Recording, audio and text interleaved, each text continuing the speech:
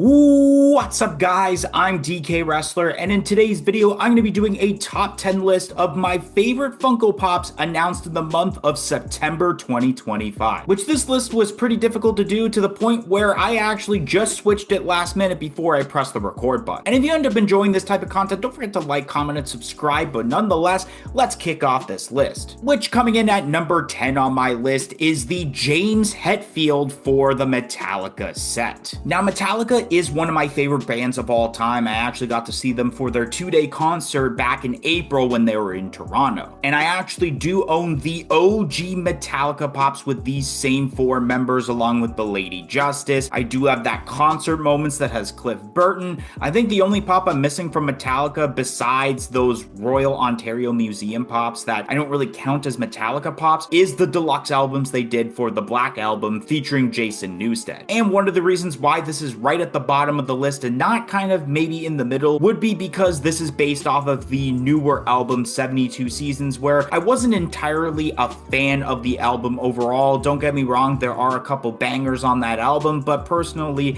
I would have rather seen more like older Metallica stuff. Coming in at number 9 on my list is the New York Comic Con exclusive Brook with Shark Submerge Pop Rides from One Piece. Now, this is a pretty cool looking pop. This is actually one of my only predictions I got right when it came to my New York Comic Con predictions, but that was kind of obvious when we had the trend going on with the other pop rides for the other conventions. But I think the detail of this makes it the best one in my opinion of the 3, the way that Brook looks and especially the way they pulled off the Shark Submerge as well. This pop is also fairly low because I have yet to see One Piece because I just can't commit to watching 64 episodes a season for 25 seasons unless one of you guys want to start editing my videos, since it does take more time to edit these videos than it does actually filming them for me to actually have free time in my life. Coming in at number 8 on my list is the Funko Shop exclusive Rorschach from Watchmen. Now, when I first started collecting pops, one of the pops I wanted to add to my collection was the OG Rorschach, but at that point it was fairly expensive, and even now, 10 years after the fact that I started collecting, it is fairly more expensive than when I thought it was expensive. So I was really glad when they finally announced a brand new Rorschach that was more easily accessible and not going to break my bank with this Funko Shop exclusive. I do kind of wish that there was a bit of a different pose involving with this one, and perhaps maybe at some point they will make a bloody version like they did with that more expensive San Diego Comic-Con version they did back in the day, but I still think this one is pretty cool, and this is one I am considering adding to my collection, which is why it made it to the list in the first place. Coming in at number 7 on my list is the New York Comic-Con exclusive 10-inch Raikou from Pokemon. Now, this pop is really cool, and especially the Pokemon is cool itself as it's one of the Gen 2 legendary dogs. And already speaking of trends, we had Suicune for WonderCon and Entei for San Diego Comic-Con a few months back. Maybe my only gripe to where maybe it could go a couple spots more is perhaps adding a glow-in-the-dark specification, because after all, I believe it is an electric type Pokemon. Plus, an easy way for this to be higher is if it was a regular standard 4-inch pop rather than a 10-inch pop that would take way too much space. Coming in at number 6 on my list is the flocked Pepe the Prawn from the Muppets. This pop is absolutely amazing and hilarious at the same time. Pepe is a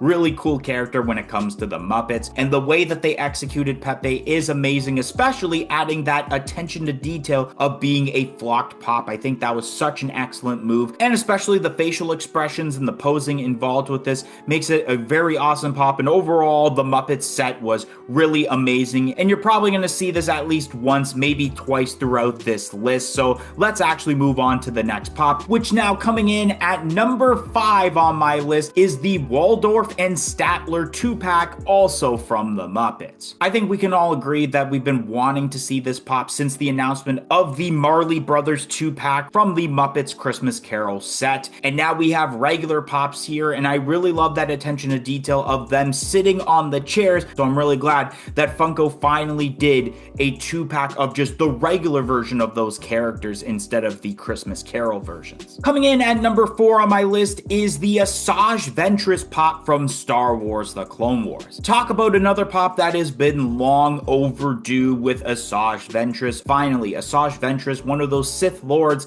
that people have been wanting for such a long time, including myself, because I do collect a lot of Sith Lord Funko Pops, and so this would be a really awesome one to add. Of course, the detail, the design of her face is awesome, the outfit, and especially having the double lightsabers with the exact handles as her master, Count Dooku. I think my only gripe, if anything, once again, like I mentioned with the Rorschach, is a different posing, because I think you could have done some sort of stance posing rather than just her standing still. At least we finally have an Asajj Ventress pop here, and that's why it made it to the top 5 portion of this list. Shout out goes to Sentinel107 and Duh Unacceptable Viewer. And the reason that they ended up getting a shout out is because they joined our YouTube channel membership, which only cost $1.99 a month. Not only do you get the shout out, but you do get lots of other perks, including early access to every single video and shorts that we produce on this channel. So definitely consider joining our YouTube channel membership. It will be greatly appreciated and will go a long way of helping out this channel a lot. So definitely consider it, but let's get right back to the video. Coming in at number 3 on my list is the pop of Lita for the WWE lineup. Now, I'm sure quite a bit of yous are probably wondering, why the heck am I putting a pop for WWE over a Star Wars pop that's probably more detailed? Of course, if you're new to the channel and you hadn't clicked in yet, me being DK Wrestler, not only am I a professional wrestling fan, but I am a professional wrestler myself outside of making these YouTube videos. So of course, I'm probably going to have favoritism over the WWE lineup. And one of my most requested pops I've been wanting is my favorite women's wrestler of all time, Lita, which she's holding the women's championship, which is absolutely amazing. Pretty much every WWE wave within the last maybe 5 years or so, I've been wanting them to make a Lita pop. Glad they went with this Lita, and especially with the red hair, it looks really nice with this pop. Coming in at number 2 on my list is the New York Comic Con exclusive Dark Paladin from Yu-Gi-Oh! Of course, this is definitely a pop I'm going to be adding to my collection, because not only do I collect Yu-Gi-Oh! Pops, but more specifically here, this is based off of a version of Dark Magician. And I think the detail of this pop is absolutely amazing with the outfit, the way they pulled off the eyes, and especially the base involved, to where this could have been considered as a pop plus, but it actually won't be, which means that I don't have to spend a little bit more money on this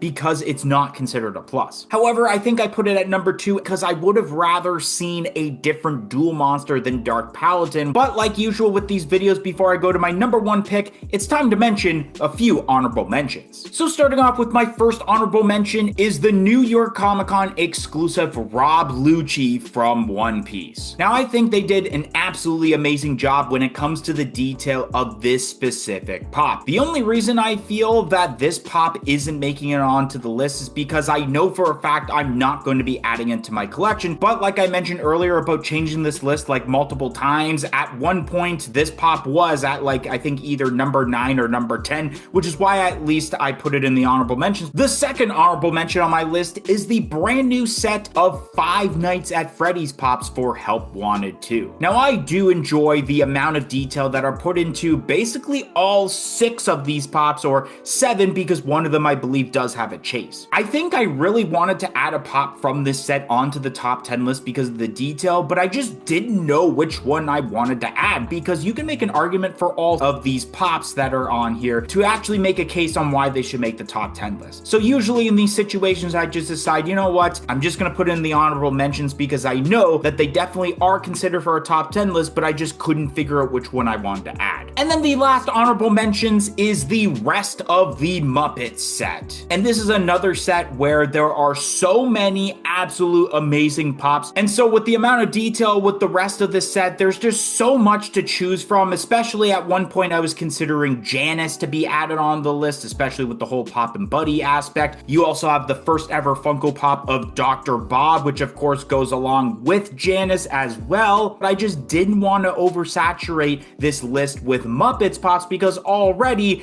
there were 3 pops added to this list. Wait, did I just spoil something for number 1? Because coming in at number 1 on my list is the Kermit the Frog with Banjo Deluxe from the Muppets lineup. Now, this is a pop, just like I mentioned with the Lita pop, that since since I started collecting, I've been requesting Funko to do because Kermit the Frog is my favorite Muppets character, and I've always wanted to figure out which Muppets pop I was gonna get, whether it be one of the OG ones, maybe the superhero one, but I thought to myself, dang, it would be really awesome if they ever made a Kermit with Banjo pop. That would probably be when I would end up getting that pop. The overall hype when it comes to the Muppet set overall, I knew that I think this is a pop that is a bit better than the Dark Paladin I had mentioned for number 2 on this list.